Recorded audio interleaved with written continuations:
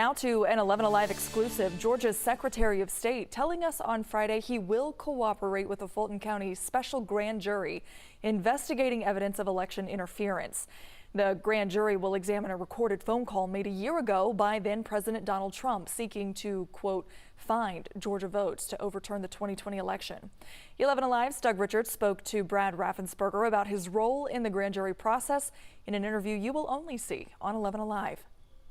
The special grand jury is likely to subpoena Secretary of State Brad Raffensperger to ask him about that infamous Trump phone call. Raffensperger says, bring it on. That we will comply with any request we get from the grand jury.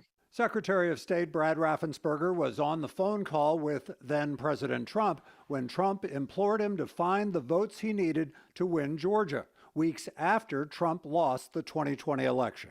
I just want to find 11,780 votes, which is one more than we have, because we won the state.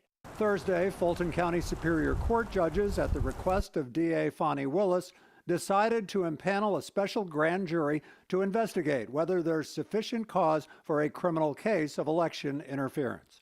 In her request, Willis said a significant number of witnesses and prospective witnesses have refused to cooperate with the investigation absent a subpoena. There's no truth to that at all because we fully cooperated. Did she ever ask to interview you without a subpoena?